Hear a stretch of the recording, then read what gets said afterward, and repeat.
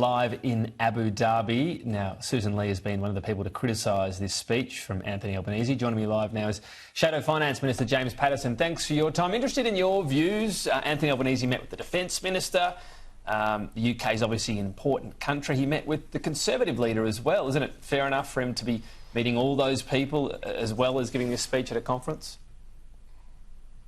Todd, we've been supportive of the Prime Minister's trip, including to New York and the United Kingdom. He has had legitimate meetings while he's there, but attending and speaking at a partisan political conference while on an international trip representing Australia is completely inappropriate in two respects.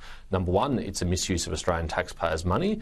If he wants to fly to address a Labor Party conference, then Labor Party donors can pay for that, not Australian taxpayers. And number two, it's quite a transparent attempt to intervene in the domestic politics of the United Kingdom and to prop up his friend, Sir Keir Starmer, who it's reported is struggling in the polls, and his personal endorsement is an intervention in UK politics in a way that is not in Australia's national interest, should there be a change of government in the UK in the future. Were you entirely comfortable when Scott Morrison was alongside Donald Trump? The Visy factory, it was seen in the end as basically a campaign event leading up to that US election?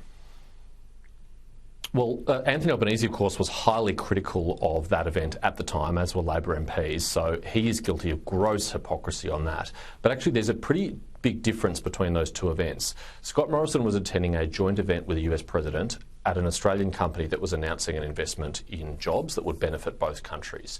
He wasn't speaking at the Republican National Convention endorsing Donald Trump, nor was he at a similar event to the Progress Action Summit like the CPAC Summit that's held in Washington, D.C., which is a conservative international conference. They would be similar events which you could legitimately criticise them for, but these are actually quite different, and in any case, the Prime Minister thought that was inappropriate.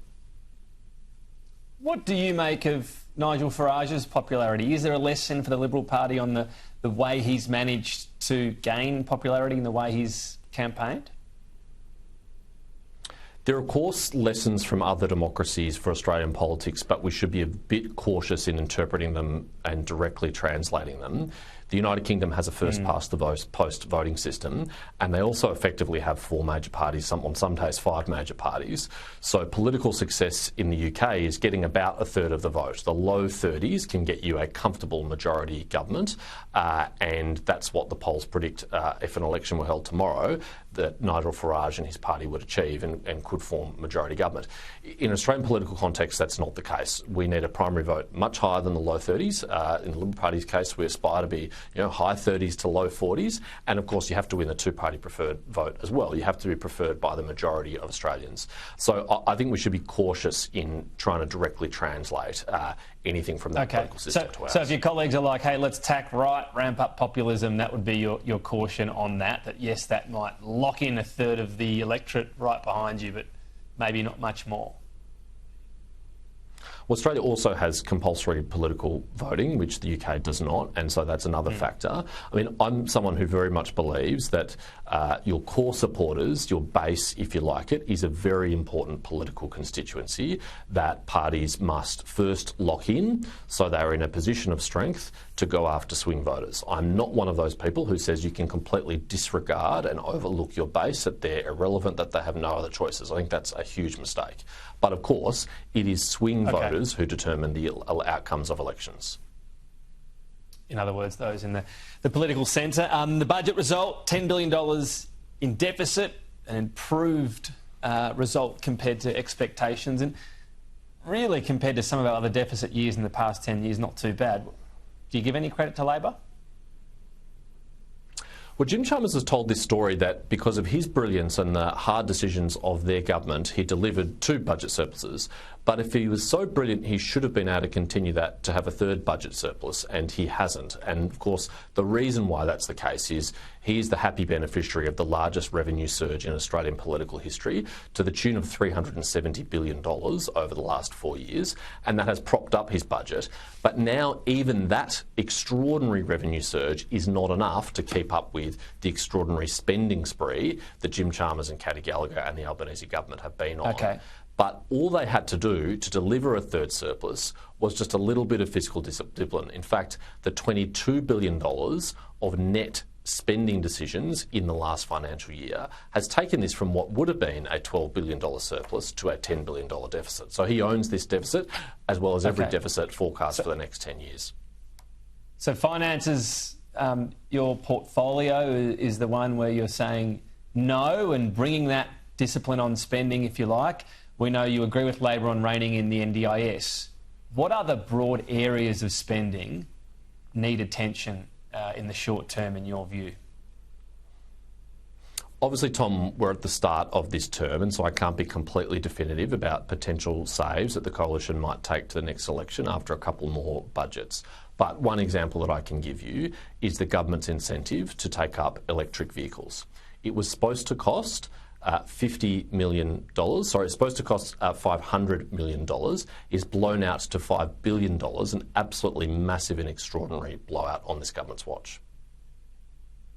Okay, and that's not a small amount of money, but given you're talking about Labor being so profligate and have been in power for a while now, you must have identified areas. Are we talking social services? Is it fair to say there'd be savings in that portfolio? No, Tom, I'm not talking about wider savings at this point of the political cycle. There's going to be multiple budgets between now and then. Hopefully the government will rein in things like the EV tax, which we also learnt today in the Financial Review is overwhelmingly benefiting high income earners. That is, people earning $150,000 or more. About 50% of the benefit is going to them, whereas only about 8% of taxpayers are earning more than that. So it's an egregious example, particularly if your motivation is to reduce emissions, because the effective cost of abatement identified the Productivity Commission from this policy is about $20,000 per tonne, when you can buy a tonne of carbon emissions abatement for far, far less than that. Okay, so again, you've identified that element, but once we lead up to the election, how specific will you be on here's how we'll improve the budget bottom line? The criticism from the Peter Dutton time was all the broad comments were made without specifics on detail. We'll be totally transparent about any savings measures that we take to the next election. We will be honest and upfront about that. It's unusual for the opposition to nominate a specific area of spending, as I just have, this early in the parliamentary term, Tom. It's much more common for it to be much closer to the election as part of the costing process, but that's one that I'm indicating now we're very sceptical about. We've made no formal policy decisions on anything like that, but you've identified the NDIS and other areas of spending that has been completely out of control on this government's watch, which they themselves say they are going to bring that in. Well, we'll see what happens over the next 2.5 years, and once we know what they've achieved in spending areas like that, then we'll be able to say more about what we would do if we won the next election.